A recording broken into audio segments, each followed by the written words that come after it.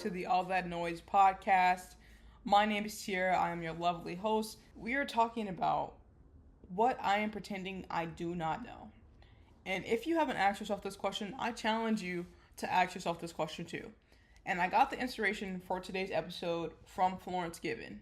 So shout out to her because her podcast and her channel has really allowed me to get into deep thought, especially when it comes to topics that are ultimately uncomfortable for you to think about or things that you maybe have suppressed over time. And I love that challenge of trying to get better and trying to do better for your own well-being. I am afraid of my own success. After taking a moment to think about what am I truly pretending I don't know, I am afraid of my own success. And I think the reason that I am is because it's unfamiliar. That's as simple as that. I'm looking at the notes that I have here just to remember what went through my head when I first asked myself that question, because I just stopped in my tracks and thought to myself, wow, all I know is struggle, working hard for not very much. So now the challenge is for me to think about how I can rewire my brain to accept ease, to accept success without struggle in the back of my head. Because I've had success, I've had the corporate job, which paid okay for being straight out of college. But on the other hand, I wasn't feeling successful because ultimately I wasn't happy there. I was thankful for the opportunities that I had. I got the chance to earn awards and go to conferences in different states in a different country in Canada. Amazing, right? But ultimately, what I recognize is that I was not feeling fulfilled. And my health was also taking a toll at that time. I wasn't feeling well. So how could I do my best? How could I be happy? If this felt like success, I'm scared of that. It was like, I don't want this. And I ultimately sacrificed that job because it wasn't aligning anymore. And also, unfortunately, because of the pay was not enough to sustain me paying for an apartment in the area that was close to work, I had to move pretty much an hour away, which driving 2 hours round trip 2 times out of the week is a lot, especially for me, who is a person that does not do well with driving long distances when they're tired. And a lot of times I'd be tired because, the traffic or just working late that next night. In the process of moving in general too, driving back and forth to move things out 45 minutes or an hour each way was intense. And I realized that 2 weeks into it, I realized I can't do this. I'm going to end up killing myself. Not intentionally, but on accident because I'm so exhausted. I had to literally stop at a Walgreens or at a gas station about 20 minutes into my commute each day because I realized that if I kept going, I was going to crash. I was going to cause someone's life to be ruined, and including my own. And I knew that would be selfish. And so it took a hard conversation with myself to think, you know what? Is it really worth this pay, these benefits, to keep risking my life day in, day out, and I'm still not feeling my best? I'm still struggling with these other things? No. So ultimately, I sacrificed the pay. I took probably $8,000 to $9,000 pay cut to work somewhere closer, which was at a local Menards. And I went through the manager training program for the second time, but this time almost finishing it. And I'm just so thankful for them because that was a saving grace in me. And now, don't get me wrong, Menards is not an easy place to work at. It's very physically demanding, especially to be a manager trainee. When you're going through these training sessions and you're, in and out for, it's like 2 to 3 week rotations at a time. I started off in the cabinets and appliances. Then I went to the paint department. From there, I think I went to the, what the heck are they called? The back department that's getting the freight in. What the heck are they called? Receiving. And then I went to the order pickup and delivery section, which is lots of heavy lifting, lots of labor, intensive things that you have to think about. Picking up washing machines, dryers, doors, things that are heavy and taxing on the body. And then from there, I worked my way over to, I want to say flooring. And then that's when, oh no, I think actually, I don't even know. I think after I was in, maybe I was ordering pickup delivery, and I got the offer that hey, an assistant manager position opened up in flooring, and we would like for you to apply for it because we understand that you are in the manager training program right now, but this would be an opportunity to skip all the rest of the program, graduate early, test out, and then we'll help you as time goes on to get acclimated with everything. And I thought to myself, well, one, pay increase, two, solidified job offer in the same neighborhood that I am in, so about 14 minutes away from my home, and that was perfect. And then three, they were offering to help me learn throughout the whole opportunity. And I had been in flooring previously at my other manager training position before I got my full time design job, before I left it. And so I thought to myself, it's a no brainer. And even though I was scared then, I went and I did it.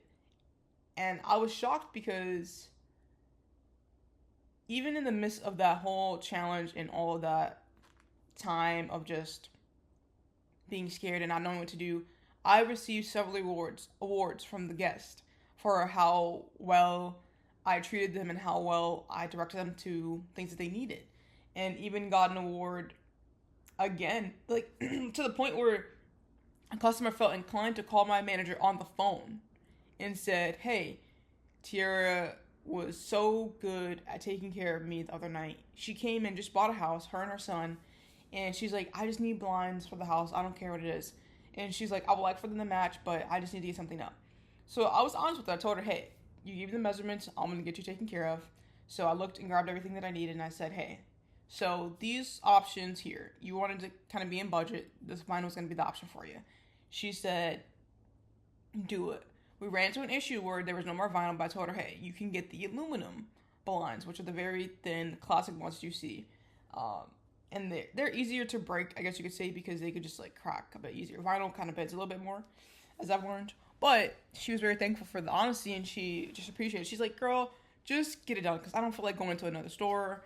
And I was like, okay, so if you can give me about 30 minutes or so to cut these blinds, measure them out, and make sure that everything's good, make sure I have all the measurements that you said you need, then I can get you out of here so you can go home, put these up, and at least have peace of mind knowing that your blinds are up for your kids' rooms, your rooms, and so you can have that privacy at night. And she was so thankful because she was tired. You know, moving is a tiring process, and people don't realize that sometimes, I think. But she was so thankful that she called my manager personally. She didn't leave a review online. She called her personally, to the point where I was terrified because my manager's like, hey, can I talk to you? And I'm like, yeah, sure, what's going on?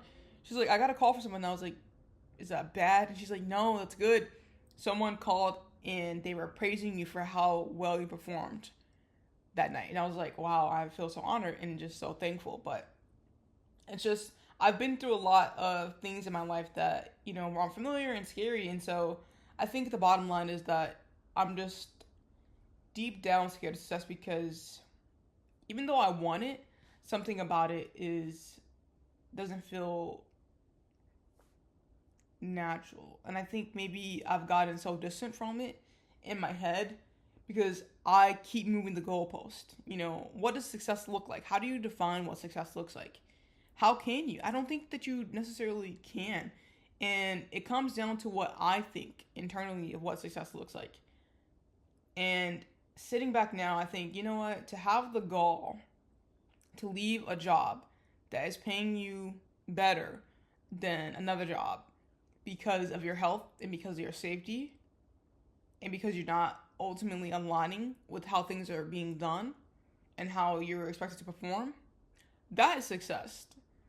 I would have considered myself a failure if I stayed there and continued to see that there was a misalignment and then gotten fired. How would that have felt, you know? Instead, I did it on my own terms. I said, you know what?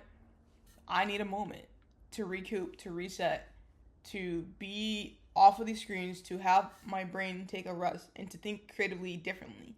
I didn't want my creativity to be tracked like an Excel spreadsheet. That's just not how it works. Creativity is not a linear process. And I think that was the issue, is that with that job, it was, for me, harder to push out content and content and content and content like a robot, because that's not how I created. That's never how I've created. Never been how I've created ever. Even when my mom would have us doing crafts and all sorts of things with our hands, it was never just sit down and do something great. It was just let's start by doing this and let's pick a color and have this and take a moment. Let's eat a snack and come back and revisit. And I realized that when me and my coworker were going out and skateboarding down the hill in the parking lot, or riding the guys next door to his one wheel, or just going for a simple time outside to sit and think and be in nature, we, or at least I speak for myself, I was so much more creative and so much more productive.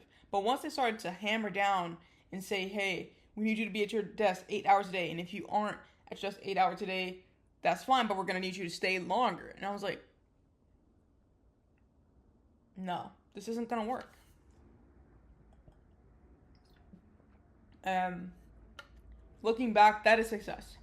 To recognize a pattern that is not working for you and to get out of it's like if you're going upstream, or no, let's say you're going downstream, you're a fish, and you get swept up in the wrong current and you're going the wrong direction. You're supposed to be going the opposite way. Let's say the salmon are migrating for the season, and you're going with, like, I don't know, the tilapia or something. You end up in that wrong group. You think you're just gonna be like, well, it's fine. I'll just go with the tilapia. Like, it's fine. This climate should work for me, right? You may start to realize, hey, I'm not necessarily built for what terrain is coming up. You know, I could fight against it and I can fight through it, but ultimately it's not going to come naturally, and ultimately I'm not going to perform as good as I can if I were to go in the direction that is easy for me.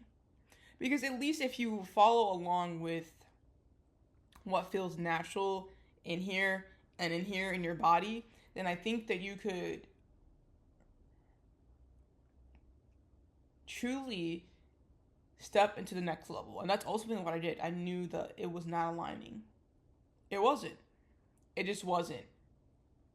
And it allowed me to reflect and realize that, yeah,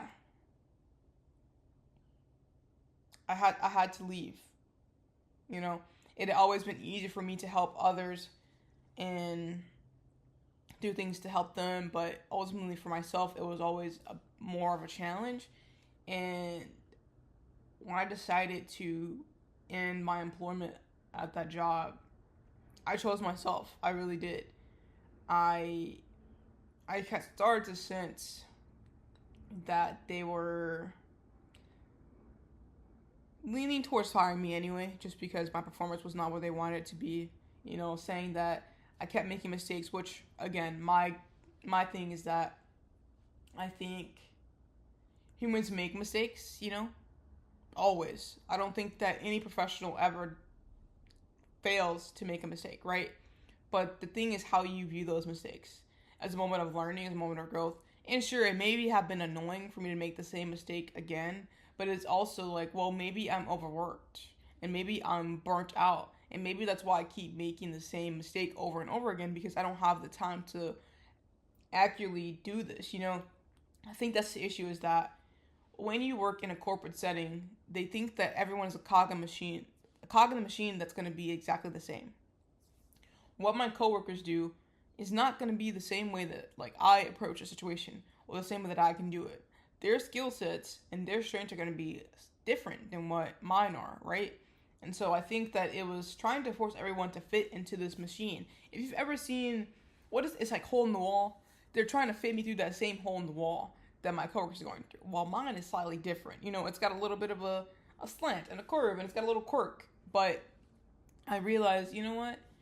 I can't expect them to change for me. What I can do is change for myself. Change this environment for myself. Because ultimately, to me, it felt like when you open up a box of cereal and you try and fit the bag back in the box, it almost 99% of the time never fits in the same. You know what I mean? Or if you try and, for example, open up a package and you're like, oh, okay, it didn't work out. Or no, let's say a sleeping bag. You open it up, and it's been wound up so tight. I saw one of the factory videos of it been wound up so tight with knots and knots of force, whatever. So much force that a human cannot physically do that without the help of a tool, right? So every time you go and try and roll that camping bag up and put it back into that same old bag, it takes so much force and it never looks the same. That's how I felt in that environment. And I knew that I had to just choose myself and say deuces. Even if it meant losing the privilege of working with one of my friends. Even if it meant losing the privilege of having work from home. Even if it meant losing the privilege of having healthcare that was affordable with the plan. You know, all those things. Or even having snacks at work or whatever. It was not worth it anymore. Those perks did not outweigh the pain of being there. And ultimately, that gave me the strength to choose wisely and to choose differently. It was easier for me to pretend that I didn't know that I needed to leave that place. And I'm so glad that I realized that that's what needed to be done. And I made that sacrifice. And from there, I obtained so many different life experiences. You know, since working at Menards, then I decided, hey, I have medical bills that are stacking up. My rent is a lot of times going on my credit card until I get paid enough. Or, you know, I got blessed to be paid weekly, but still sometimes it wasn't enough to cut getting the rent paid for. So that meant putting the rest on the credit card, which meant calculating more interest, which meant digging myself into a deeper hole. And so that challenged me to move to Texas with my family and try that as an option to eliminate the expensive rent, you know, get a job and pay down my debt. Now, that didn't go as planned at all. I ended up finally getting a job after doing months of DoorDash and Instacart, which did not pay well at all. One time I did delivery that was $2. That was a slap in the face, especially, it was a slap in the face in general. Not especially in it, just as a human, to get paid $2 an hour, $2 to go and drop somebody's food off, when the food costs more than that. Crazy. That was a moment for me when I realized, too, that, no, I can't do this. I can't do this. I have tried. I think I knew early on that ultimately it wasn't for me, but because there was more than me involved, there was other people involved, I knew that out of respect and out of consideration, I personally would appreciate if I was on the other end, if someone gave me like a notice or like waited it out. And that's what I did. I gave it another shot. It just didn't end up working out for me, and I just had to pull the plug. But from there, in May, about 1 month before I ended up leaving Texas to move to Illinois, I got a job at a bakery right after I came back from my vacation to Seattle. And they called me like, hey, because the other hiring manager was like let go and they hired someone else.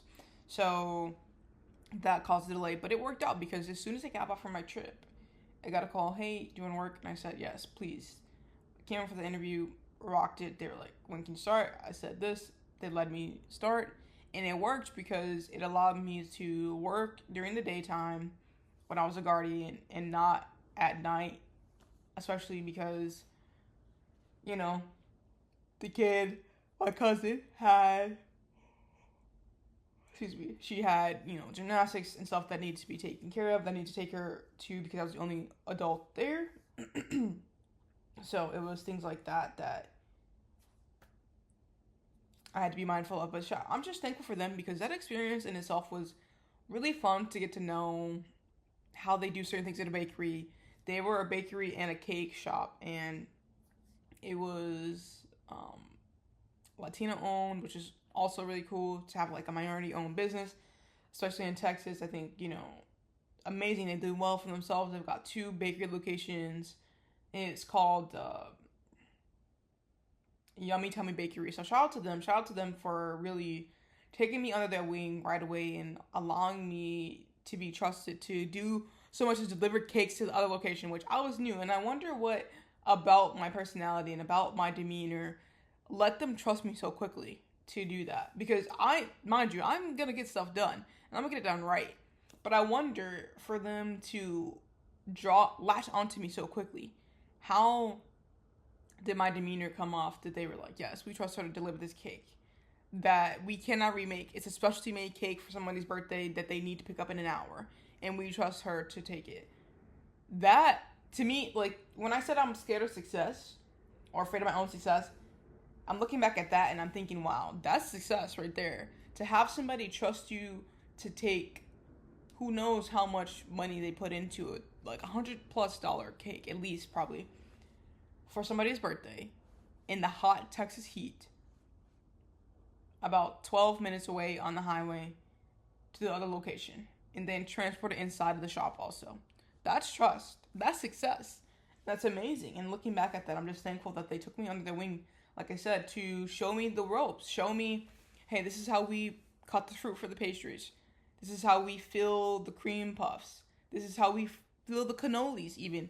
And that whole experience got me wanting to create and share with that same skills that I learned with my friends. I remember coming back and telling everyone, or just showing the pictures of the cream puffs that I made, and I thought, wow, I would have never thought to cut strawberries like this, or place them like this, or use certain materials to create a glaze, right? And I'm just so thankful for those experiences because I have truly felt like Tish from Austin and Ally when she has gone to a job at the mall, to a job at the pet shop, to a job at the car wash, to a job at a grocery store. You just never know what she was doing, and that's how my life has been. And I'm thankful for those experiences, not only because it allowed me to see people from all different walks of life, but also because it allowed me to appreciate more what people are doing.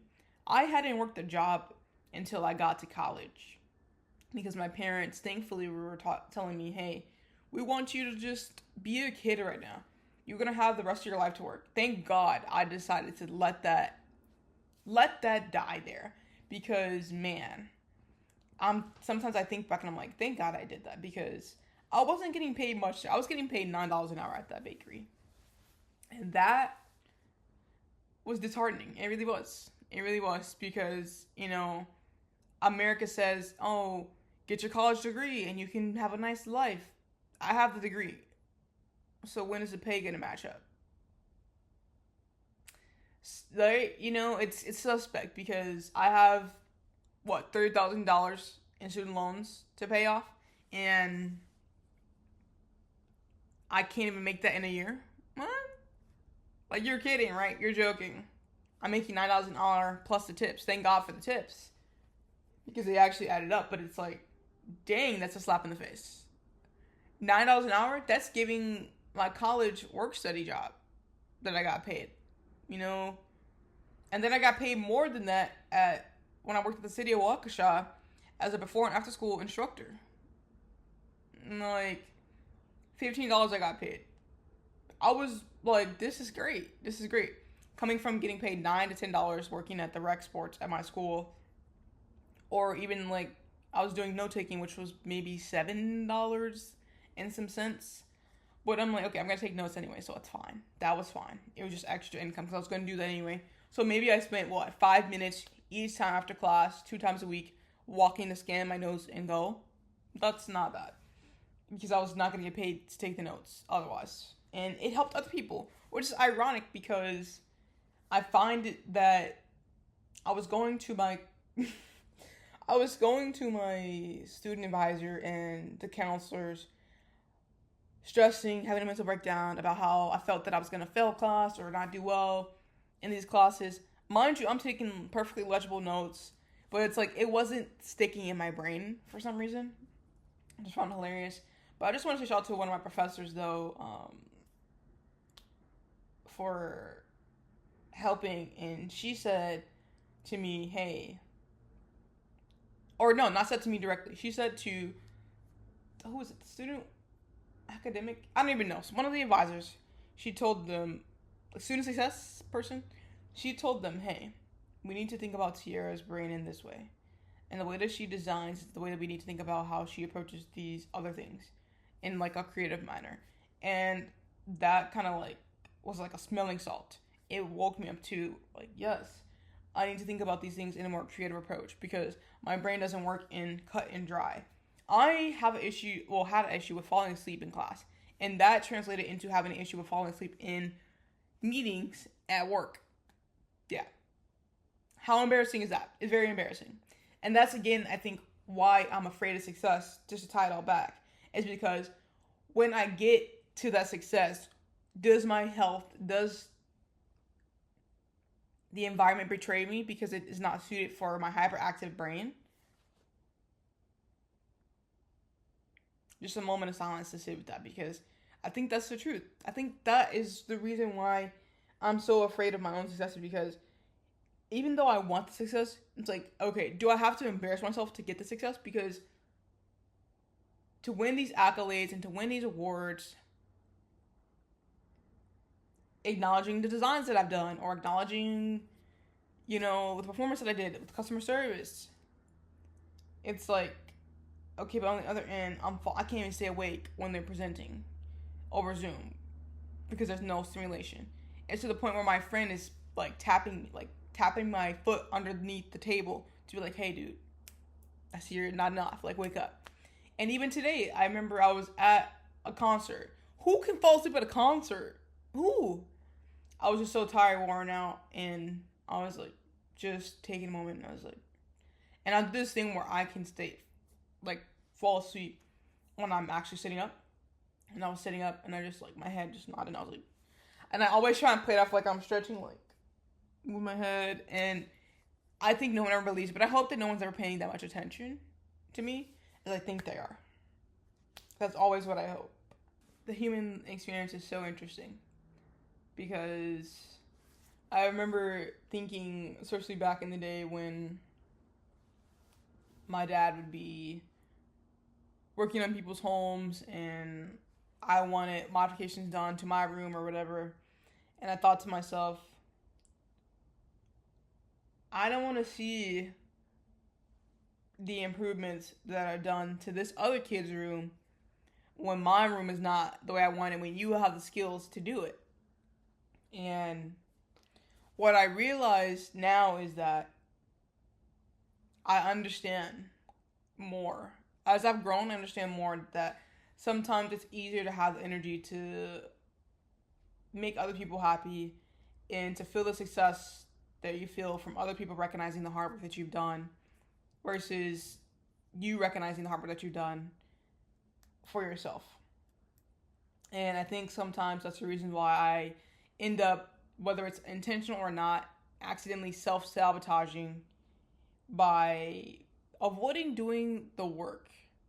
And that's not to say that I won't do it. It's just avoiding it or putting it off or putting it to the side, or by not, what's the word I'm looking for? By not revising the systems that have failed me before, or by putting off revising those systems that have failed me before because I prioritize something else.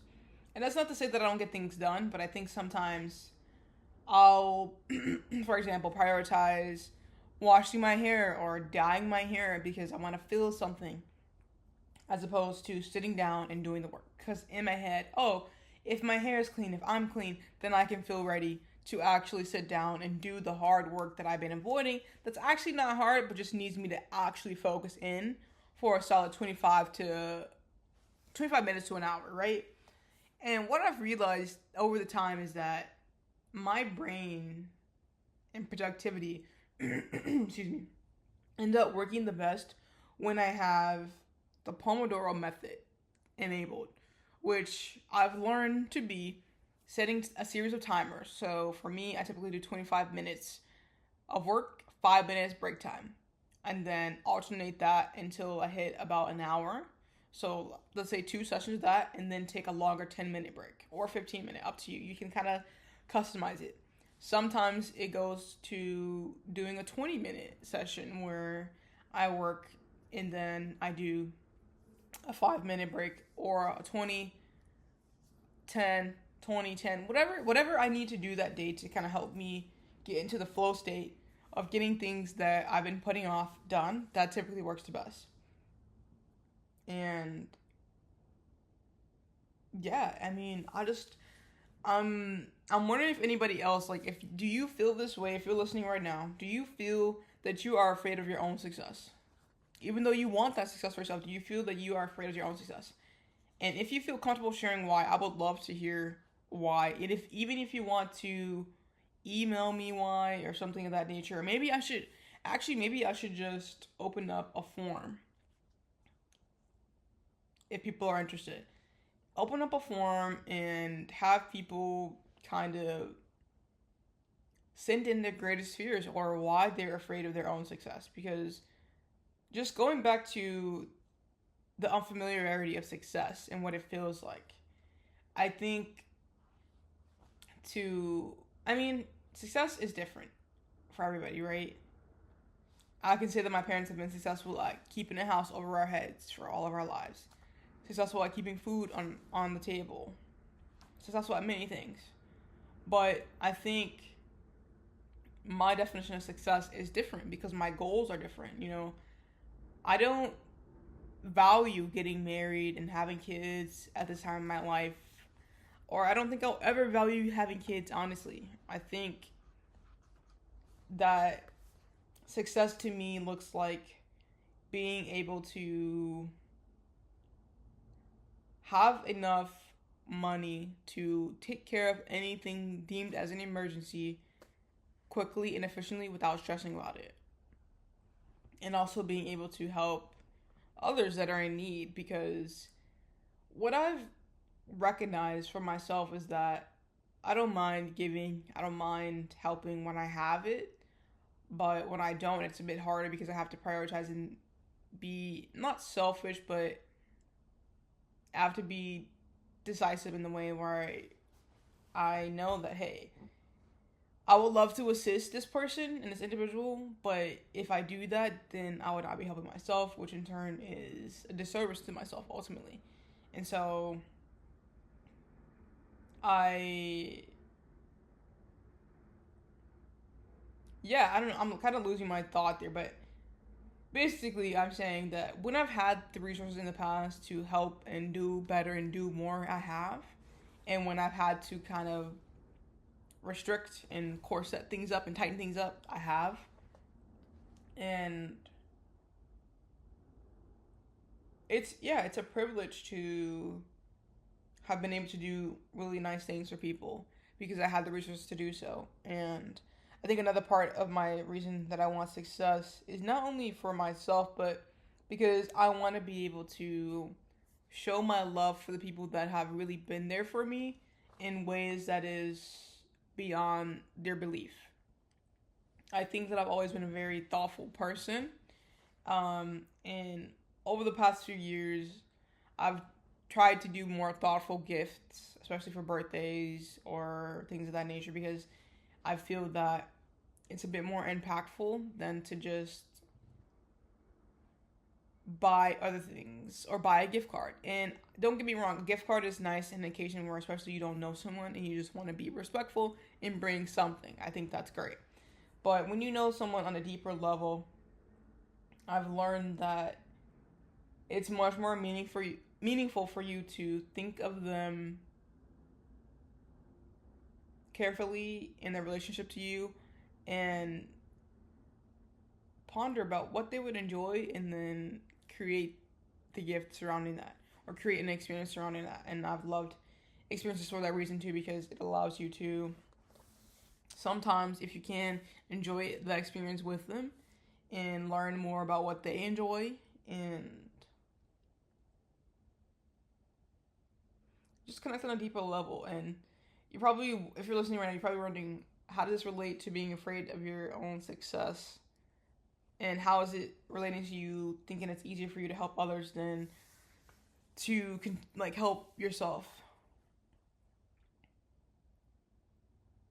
I would say that it relates because anytime that people have needed me in the past, I've always been quick to prioritize their needs over my own. And what I'm unlearning is that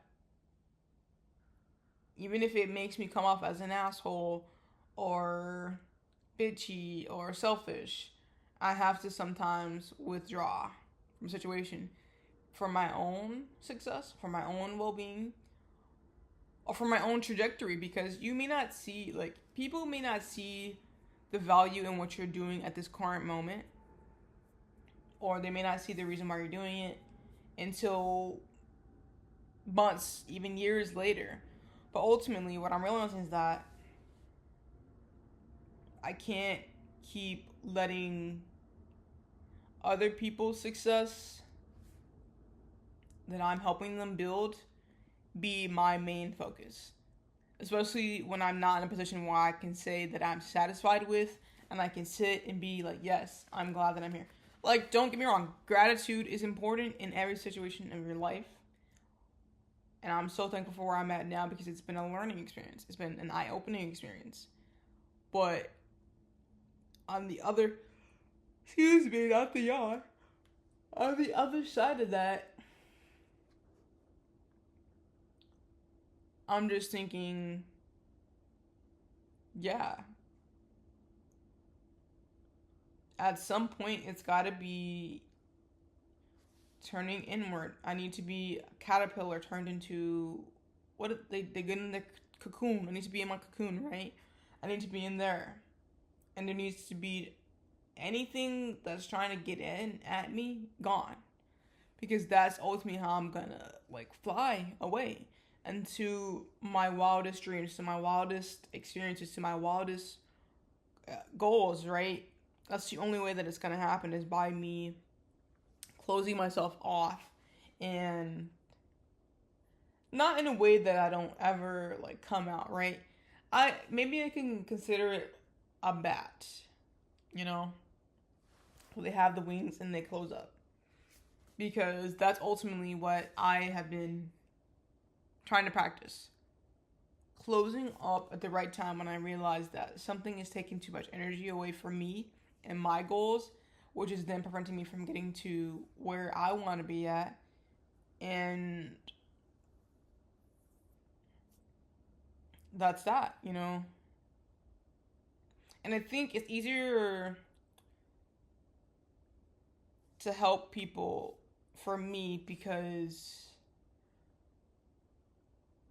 even though you don't know the results, it doesn't always directly impact you. And I think that is why it's so easy for you to help people. It's like, oh, that's great. Like, you did well. It's great. Nice. It's awesome. Look at what you've done. Or look at what we've done. Yay. Then it's like, well, now I have to do this. And, excuse me, another yawn. So many times of doing that, I think it comes to a point where you may get fed up with that reality of constantly putting yourself on the back burner. And I think that's why these moments have been a moment of reflection for myself, to realize that I have to stop pretending I don't know that I'm afraid of my own success.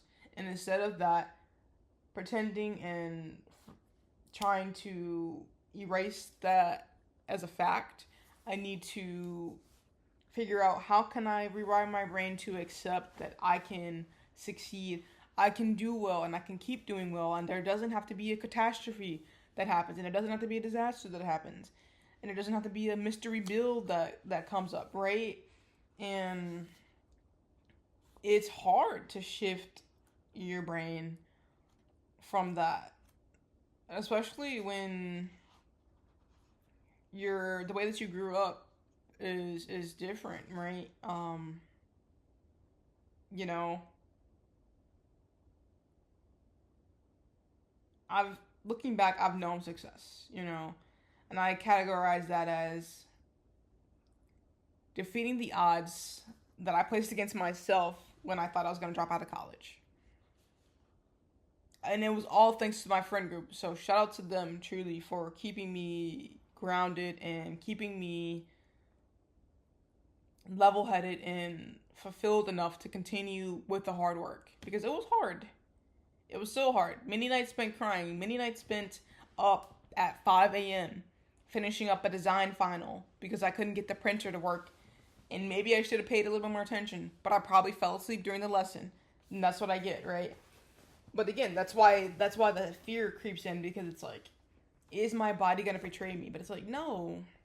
Not if you are doing things to allow success to come easy. And that's why I'm in this process of trying to continue learning more about what my body needs.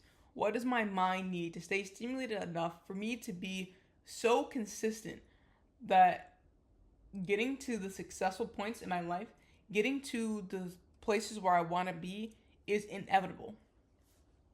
Not to get all crazy. But yeah, I don't want to keep on this road of working hard and not seeing the payoff, right? And I think that's why it gets exhausting, because just to, again, go over the successes. I got the degree. I got the college degree. Great. Amazing. I got the big girl job straight out of college. Amazing. I had my own apartment with my best friend. Amazing. My own place away from my parents, not at college. Great. And then I even moved into my own place for, 7 months. Amazing. A lot of people can't say that they've done that, and so I have to take it easy on myself when I realize, okay, sure, I had to give up the apartment, but at least I had it. I had a bed frame. I had things in there. I got my first big girl pot set, stainless steel Calphalon, beautiful set, 5-piece, strainers on the pot, amazing. That was success, to me, that was success. To come back to my own place where it's kept clean, it's tidy, I have groceries in the fridge, I have clean clothes, I have shoes to wear, I have a lovely bed to get in, I have a projector and a game to play, things like that. That's success. And it's like, why am I so scared of it then? If that is what success looks like in a nutshell, then why am I so afraid of it? And that's something that I'm working through constantly.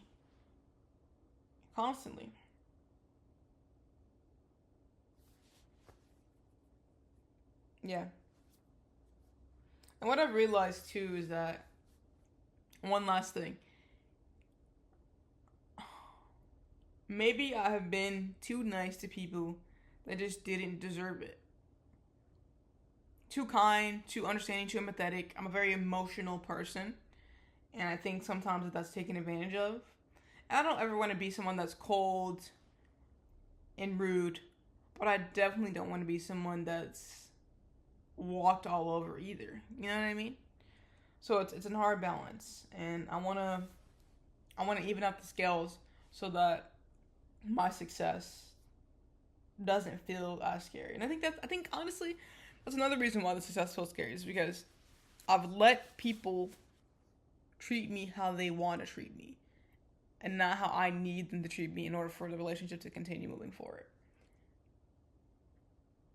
And I think that's why it's terrifying, because it's like, if they're acting like this right now, how are they going to act when I have even better, and when I'm doing even better? So that's just something to think with. But this has been All That Noise. Thank you for tuning in.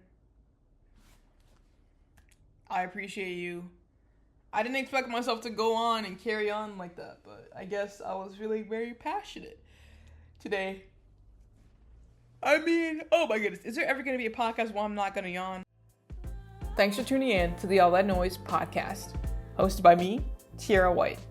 You can support the All That Noise podcast by following us on your listening platform and on social media at All That Noise Pod. Special thanks to Zen Wisdom for the music, licensed through BeatStars. Catch you in the next one.